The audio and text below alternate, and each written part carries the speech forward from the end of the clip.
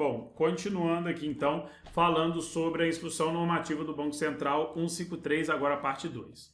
Tabela GR, a tabela de processo de gerenciamento do risco social, do risco ambiental e do risco climático, né? Objetivo: descrição da estrutura do gerenciamento do risco social, do risco ambiental e do risco climático. A gente está falando então dessa tabela e qual que é o objetivo dela, né? O objetivo é descricionar tudo que está falando de risco social, risco ambiental e risco climático, né? Conteúdo, informações qualitativas. Passa a marcar texto nisso aqui, porque na sua prova pode pedir. É quantitativas? Não, é qualitativas, tá? Então, a tabela GR, ela tem conteúdo de informações qualitativas. Isso é importante. Frequência, anual. Pode pedir? Pode. Qual que é a frequência disso? A frequência deve ser anual, né? Então, ó, devem ser descritos os processos para identificação, mensuração, avaliação, monitoramento, reporte, controle e mitigação do risco social, do risco ambiental e do risco climático, conforme disposto na Resolução 4.557, de 23 de fevereiro de 2017. Beleza? Detalhando, então, essas informações, tá? Precisa-se ter dentro aí, né, dessa anuidade, que se vai ter aí sobre a tabela de processo de gerenciamento do risco social, ambiental e climático, tá?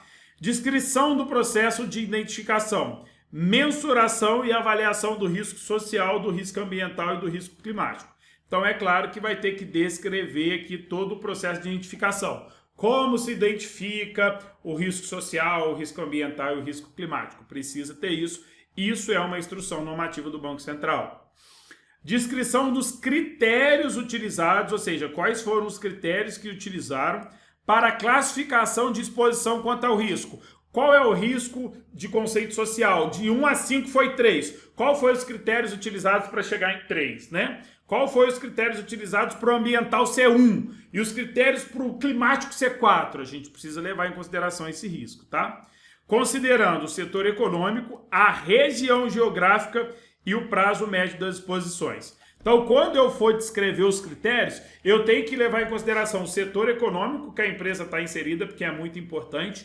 A região geográfica, isso é óbvio, porque dependendo da região, a empresa vai ter uma exposição, principalmente a risco climático, muito maior do que em outro.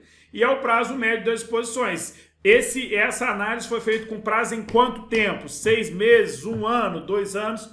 Tudo isso precisa estar muito bem descrito dentro da tabela GER, que é a tabela de processos de gerenciamento do risco social, ambiental e climático.